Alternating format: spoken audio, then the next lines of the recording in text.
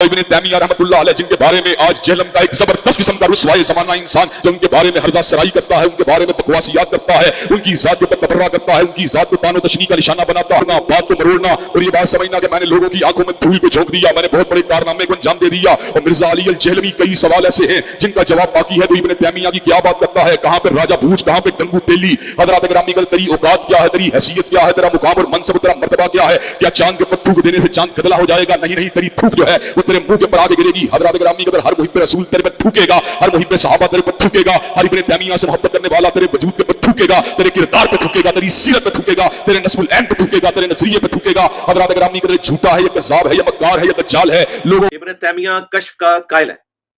وہ سماع موتا کے عقیدے کا قائل ہے کہ جو عقیدہ بریلویوں اور دیوبندیوں کا ہے نا، آپ قبرستان جاتے ہیں تو مردہ ڈائریکٹ آپ کی آواز سن لیتا ہے۔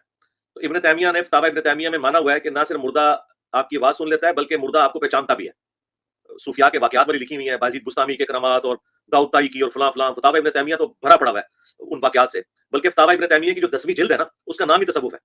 وہ ہے ہی تصوف کے اوپر ہے۔ ابن تیمیہ خود بھی صوفی تھا۔ جی علی بھائی، کوشچن نمبر 45 حمزہ بھائی کا رشیا سے پوچھ رہے ہیں، آپ نے کہا کہ غامدی صاحب کی تو توحید جو ہے وہ اور ختم نبوت جو ہے وہ اہل حدیث سے بھی بہتر ہے، تو کس چیز میں ان سے بہتر ہے؟ جی اہل حدیث ذرا فرقے واضح سے تو بہتر ہے، جی اہل حدیث فرقے سے بہتر ہے، اہل حدیث کے منہج سے بہتر نہیں ہے۔ اہل حدیث کا منہج 24 کیرٹ سونا ہے، ہمارا اختلاف اہل حدیث کے فرقے کے ساتھ ہے، اہل حدیث کے ان مولویوں کے ساتھ ہے جو اپنے بزرگوں کی اندھی تقلید کر رہے ہیں اور ان کا جھوٹا دفاع کر کے اپنے بزرگوں کو اہل حدیث اور اہل سنت کا امام ڈکلیئر کیا ہوا ہے، یعنی کہ ابن تیمیہ کو۔ ابن تیمیہ کشف کا قائل ہے، وہ سماع موتا کے عقیدے کا قائل ہے کہ جو عقیدہ بریلویوں اور دیوبندیوں کا ہے نا، کہ جب آپ قبرستان جاتے ہیں تو مردہ ڈائریکٹ آپ کی آواز سن لیتا ہے۔ تو ابن تیمیہ نے فتاوی ابن تیمیہ میں مانا ہوا ہے کہ نہ صرف مردہ آپ کی آواز سن لیتا ہے بلکہ مردہ آپ کو پہچانتا بھی ہے۔ سماع موتا کا جو عقیدہ ہے، میں نے اس کے اوپر بہت پہلے ایک ویڈیو ریکارڈ کرائی تھی، اہل حدیث کی 4 خرابیاں، وہ تفصیلی ویڈیو دیکھیں، میں نے اس میں سب کچھ بیان کیا۔ اور کشف کا عقیدہ، یہ ابن تیمیہ اس عقیدے کا قائل ہے، اور باقی جو اس نے کہانیاں اور سٹوریاں جو صوفیاء کے واقعات والی لکھی ہوئی ہیں، بازید بستامی کے کرامات اور داؤد طائی کی اور فلاں فلاں، فتاوی ابن تیمیہ تو بھرا پڑا ہوا ہے ان واقعات سے۔ بلکہ فتاوی ابن تیمیہ کی جو 10ویں جلد ہے نا، اس کا نام ہی تصوف ہے، وہ ہے ہی تصوف کے اوپر ہے۔ ابن تیمیہ خود بھی صوفی تھا، لیکن وہ اچھے صوفی اور برے صوفی کا فرق کرتا تھا، تصوف کو غلط نہیں سمجھتا تھا، اچھے اور بری صوفیوں کا فرق کرتا تھا۔ اور وہ ساری اوٹ پٹانگ چیزیں جن کا اہل حدیث مذاق اڑاتے ہیں، یہ سب کی سب ابن تیمیہ کی کتابوں میں ثابت ہے۔ اور اس کے اوپر ایک دیوبندی عالم ابو بکر غازی پوری، انڈیا کے، فوت ہو چکے ہیں، انہوں نے کتاب لکھی تھی کیا امام ابن تیمیہ اہل سنت ہے، اور یہ کتاب ہماری ویب سائٹ کے اوپر بھی اپلوڈ ہوئی ہے۔ یہ عربی میں بھی ہے، عربی کا تو مجھے نہیں پتا آئی ہے کہ نہیں ہے، ہاں عربی میں بھی آ چکی ہے، ویسے انہوں نے اردو میں لکھی تھی، انگلش میں بھی ہے، عربی میں بھی ہے۔ اور میں نے اس کتاب کا کافی دفعہ تعارف کروایا ہے۔ جب ہم نئے اہل حدیث کی طرف گئے تھے تو ہمیں دیوبندیوں نے یہ کتاب پڑھنے کے لیے دی، تو میں نے شیخ زبیر علی زئی صاحب کو یہ بتائے بغیر کہ اس کتاب میں یہ کچھ لکھا ہے، میں نے پوچھا کہ یہ ابن تیمیہ کرتا ہے، انہوں نے کہا جی یہ ہو ہی نہیں سکتا۔ میں نے کہا یہ دیکھیں،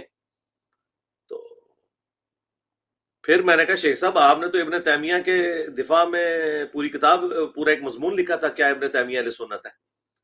اسی کتاب کے جواب میں کہتے ہیں ہاں۔ تو میں نے کہا آپ نے کتاب پڑھی نہیں تھی؟ تو آپ حیران ہوں گے، شیخ زبیر علی زئی صاحب جن کا وہ حوالہ بھی ہمارے وہ وہابی دوست دے رہے تھے،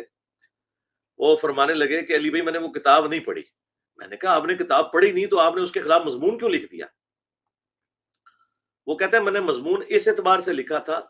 کہ دیوبندیوں کے جو بڑے بزرگ ہیں، ملا علی قاری ہو گئے اور باقی لوگ، وہ ابن تیمیہ کو اہل سنت مانتے ہیں، تو تم دیوبندی اگر ابن تیمیہ کو اہل سنت نہیں مان رہے ہو تو تم اس موقف میں غلط ہو۔ میں نے کہا یہ تو بڑی عجیب بات ہے، اس کتاب کے اندر جو سنگین نوعیت کے الزامات جو کہ بالکل درست ہیں لگائے ہیں ابن تیمیہ کے عقیدوں کے اوپر ابو بکر غازی پوری نے، اور اس نے اپنے حق میں یوز کیا۔ ایون ڈاکٹر طاہر القادری صاحب نے پورا لیکچر دیا ہے کہ ابن تیمیہ ہمارے تھے، اور پوری دنیا کے وہابی خصوصاً علماء عرب،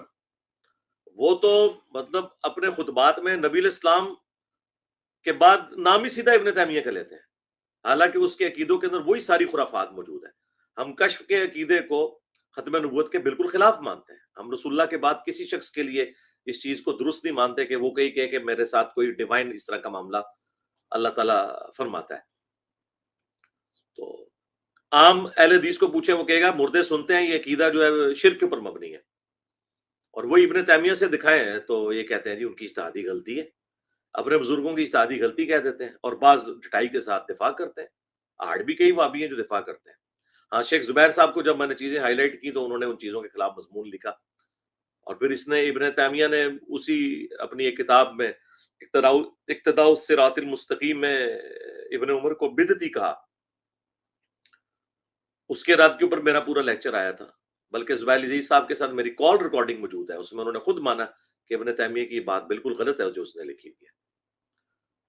تو یہ آپ میری ویڈیو دیکھ لیں، اہل حدیث کی 4 گستاخیاں، لاکھوں لوگوں نے یہ ویڈیو دیکھی ہے میری، اس میں میں نے اس حوالے سے چیزیں ڈسکس کی ہوئی ہیں۔ پھر ابن تیمیہ نے جو توحید کے اوپر حملہ کیا، یہ تو ختم نبوت کا ہو گیا نا، توحید پہ یہ حملہ کیا اس نے کہ وہ جو ترمذی کی حدیث ہے نا، اللہ تعالیٰ نے سب سے پہلے قلم کو پیدا فرمایا، یہ حدیث شیخ البانی نے سلسلہ حدیث صحیحہ میں بھی لی ہے۔ اس میں پھر شیخ البانی نے باقاعدہ پوری بحث کی ہے کہ ابن تیمیہ اس چیز کا قائل تھا، اور ابن تیمیہ کی کتاب ہے جو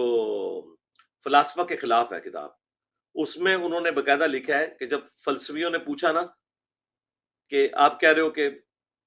سب سے پہلے اللہ تعالیٰ نے قلم کو پیدا کیا، حالانکہ یہ تو نبی الاسلام کی حدیث ہے، وہ کہتے ہیں اس سے پہلے اللہ تعالیٰ کیا کر رہا تھا؟ تو اب اس کے جواب میں ابن تیمیہ جو ہے وہ کنفیوز ہو گیا، اس نے جواب میں کہہ دیا کہ حوادث کی بھی کوئی ابتدا نہیں ہے، یعنی جو اللہ تعالیٰ کام کرتا ہے نا ان کی بھی کوئی ابتدا نہیں ہے، اگرچہ ہمیں وہ کام نہیں پتا، حالانکہ نبی الاسلام نے تو فرمایا ان کاموں کی ابتدا ہے، اور وہ ہے قلم، سب سے پہلے اللہ تعالیٰ نے قلم کو پیدا کیا۔ لہذا یہ حدیث ترمذی کی جب سلسلہ حدیث صحیحہ میں شیخ البانی لے کے ہیں تو انہوں نے ابن تیمیہ کے اوپر گرفت کیا، انہوں نے کہا کاش ابن تیمیہ یہ بات نہ لکھتے کہ حوادث کی کوئی ابتدا نہیں ہے۔ اس کی وجہ سے ہمارے دل میں ان کے لیے یہ بات آ گئی ہے کہ اگر مخلوق کی بھی کوئی ابتدا نہیں ہے، یعنی حوادث جو اللہ تعالیٰ کی طرف سے ہوتے ہیں، اللہ قدیم ہے، باقی ہر چیز حادث ہے، یعنی پہلے نہیں تھی بعد میں ہوئی، اسے فلسفے کی ٹرم میں علم الکلام کے اندر حادث کہا جاتا ہے۔ تو اگر ہم یہ مانیں کہ مخلوق کی بھی کوئی یعنی ابتدا نہیں ہے، وہ بھی ہمیشہ سے، حادثے تو ہمیشہ سے ہو رہے ہیں، تو پھر خالق اور مخلوق کا تو فرق ہی ختم ہو جائے گا۔ تو جو میں نے یہ دعویٰ کیا تھا کہ ابن تیمیہ کی توحید بھی اور ابن تیمیہ کا جو ختم نبوت کا عقیدہ ہے، یہ دونوں جو اہل حدیث کا منہج ہے اس کے بالکل خلاف ہے۔ اب رہا اہل حدیث فرقہ، تو اہل حدیث فرقہ جب تک ابن تیمیہ کو اس بلنڈر کرنے کی وجہ سے جو اس نے توحید پہ ڈاکہ مارا اور کشف کے نام کے اوپر ختم نبوت پہ ڈاکہ مارا، جب تک اسے بدعتی کہہ کے، کیونکہ ان کی لینگویج یہی ہوتی ہے، میں ان کی لینگویج میں بات کر رہا ہوں، بدعتی کہہ کے، گمراہ کہہ کے اس کو اپنے فرقے سے نہیں نکالتے، اس وقت تک ہم ان کے منہج کو صحیح ماننے کے لیے تیار نہیں ہیں۔ صرف یہ نہیں کہ ان کی اجتہادی غلطی ہے، نہیں نہیں نہیں، یہ گمراہی پہ مبنی ہے، اور اسے گمراہ ڈکلیئر کرو اور آدھا رحمت اللہ علیہ کہنا بھی چھوڑ دو، اور یہ کبھی بھی نہیں ہوگا۔ اور یہی وہ بڑی وجہ تھی جو میں نے اہل حدیث فرقے کو چھوڑا۔ شروع میں ہی نہ چند چیزیں مجھے ابن تیمیہ کی جب پتہ چل گئی تو میں نے پھر اہل حدیث فرقے کو چھوڑ دیا تھا۔ مجھے اندازہ ہو گیا تھا کہ اہل حدیث بھی جس طرح حنفی امام حنیفہ کی تقلید کرتے ہیں، یہ ابن تیمیہ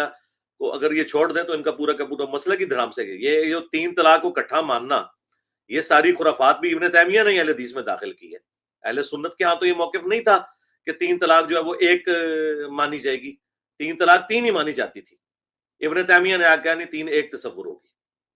اور اسی وجہ سے شیخ زبیر عزیز صاحب کہتے تھے کہ اہل حدیث کا یہ مسئلہ اجماع امت کے خلاف ہے۔ اور شیخ زبیر صاحب کا میں نے ذکر اس لیے کیا کہ وہ جو وہابی آئے تھے بھائی، وہ شیخ زبیر صاحب کا ذکر کر رہے تھے، تو میں نے شیخ زبیر صاحب کے حوالے سے بتا دیا۔ اگر شوق ہے تو میری 40 منٹ کی کال ریکارڈنگ ان کے ساتھ اپلوڈ ہے، یوٹیوب پہ جا کے لکھیں شیخ زبیر علیزئی کال ریکارڈنگ ود انجینئر مدنی مرزا، تو وہ انشاءاللہ آپ کو پتہ چل جائے گی۔ وہ سرفراز بھائی کے ساتھ بیسیکلی کال ریکارڈ ہوئی تھی، لیکن میں بھی ساتھ ہی بیٹھا ہوا تھا اور ساری باتیں ڈسکس ہوئی تھی۔ ٹھیک ہو گیا جی.